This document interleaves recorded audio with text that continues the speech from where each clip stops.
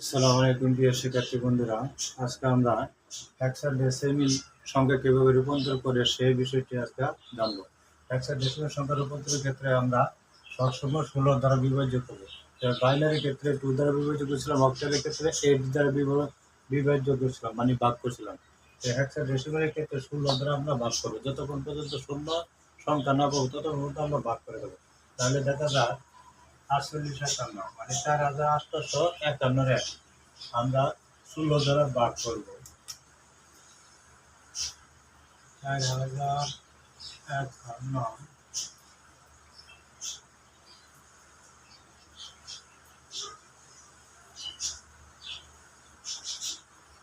4051 আমরা 16 দ্বারা ভাগ করবো। 16 দ্বারা ভাগ করলে 4051 16 দ্বারা ভাগ করলে আমরা পাবো এখানে 303। তাহলে আমাদের 303 16 দ্বারা ভাগ করে যাবো 18 বার। 18 বার গেলে আমাদের থাকে 15 সমান 1।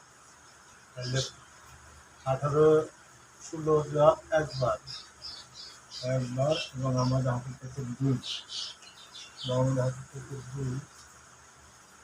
এই 3 ভিতরে যায় না, তাহলে 0 এবং সমান হয়ে যায়।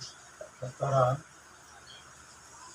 4051/2 এর হেক্সাডেসিমাল সংখ্যা হলো, হেক্সাডেসিমাল সংখ্যার ক্ষেত্রে আমরা সংখ্যাগুলো প্লাস করে দেবো। প্লাস মানে এই নয় যে 1 2 3 এবং 15 18 এভাবে না, আমরা পাশাপাশি বসে সংখ্যাগুলো, যেমন 1 2 এবং এখানে একটা বিষয় যেটা আছে 15 সমান 1, এখানে 15 সমান 1 আমরা 1 বসাই দিতে পারি, এবং 3 এবং বেস 6 হলো আমাদের যে সংখ্যা দ্বারা ভাগ করা হবে সবসময় হেক্সাডেসিমাল ক্ষেত্রে 6 এবং 16 এবং বেস 16 হবে সবসময়।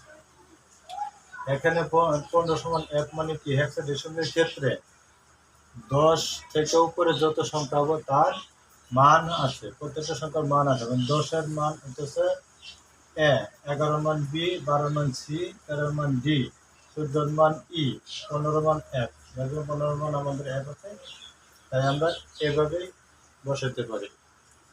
এবং আরেকটি উদাহরণ দিলে ছোট করে আপনারা সহজে বুঝতে পারবেন।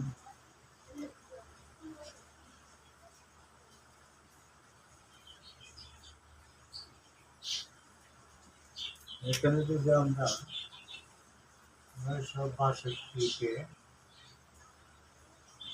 962কে আমরা 16 দ্বারা ভাগ করলে আমরা পাই 60।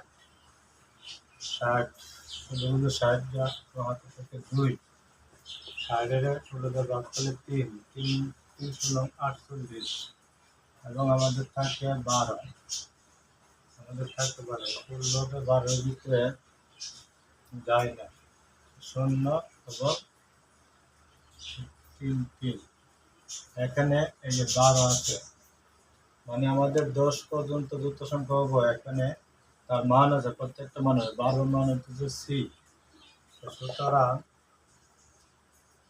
962 বেশ 10-এর হেক্সাডেসিমাল সংখ্যা আমরা উল্টো দিকে পাশাপাশি সংখ্যাগুলো বসায় দিব। 3C2 বেশ 6, এখন 12 মান 3, 12 মান হচ্ছে সি, তাহলে আমরা 3C2 বসাতে পারি। এভাবে আমরা খুব সহজে হেক্সাডেসিমাল সংখ্যা রূপান্তর করতে পারি।